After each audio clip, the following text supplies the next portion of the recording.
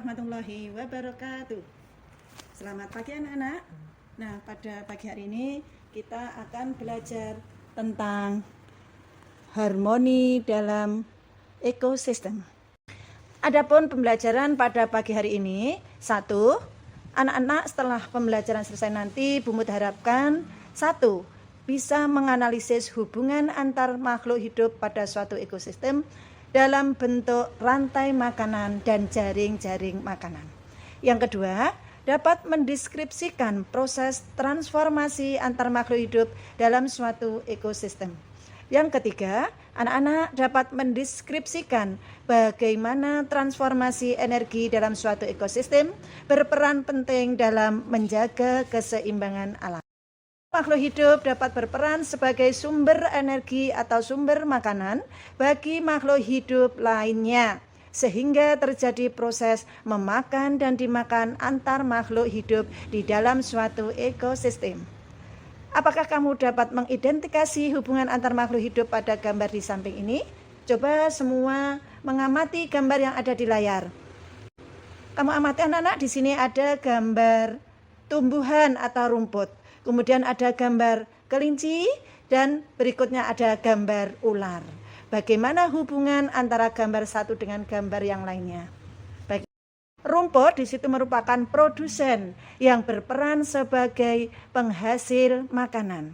Kemudian di situ tadi ada kelinci, ada ular. Kelinci dan ular merupakan konsumen. Konsumen berperan sebagai pemakan makhluk hidup lainnya. Kemudian yang ketiga ada dekomposer. Dekomposer berperan sebagai pengurai bangkai atau sisa makhluk hidup yang menjadi nutrisi tanah.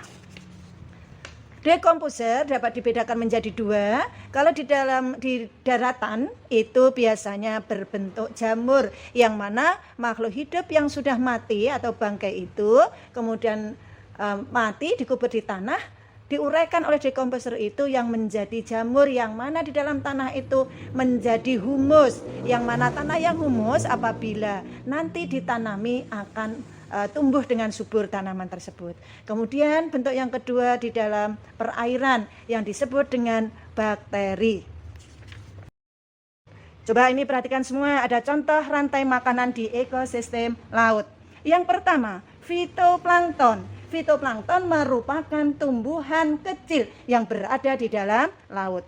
Kemudian fitoplankton di situ berperan sebagai apa anak-anak? Produsen. Kemudian fitoplankton dimakan oleh zooplankton. Zooplankton itu hewan yang sangat kecil yang memakan langsung tumbuhan yang ada di dalam laut yang disebut fitoplankton. Kemudian zooplankton dimakan oleh ikan kecil. Nah, itu warnanya berwarna-warni nggih.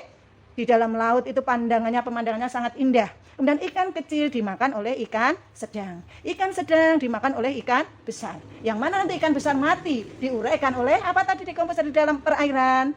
Bakteri. Pinter semua, nggih. Selanjutnya, bagaimana hubungan antara tanaman dan hewan atau manusia dalam ekosistem? Nah, perhatikan ini. Tanaman menjadi sumber energi bagi hewan atau manusia. Manusia berperan sebagai konsumen. Nah, di sini ada gambar apa? Coba diamati semua. Nah, di sini ada rusa, ada burung, ada tikus dan sebagainya. Kalau tadi rantai makanan hanya berputar, ya, berputar terus. Tetapi di sini kalian amati, ada panah yang kesana kemari, bergabung. Inilah anak-anak yang dinamakan jaring-jaring makanan. Jaring-jaring makanan adalah kumpulan dari rantai-rantai makanan sehingga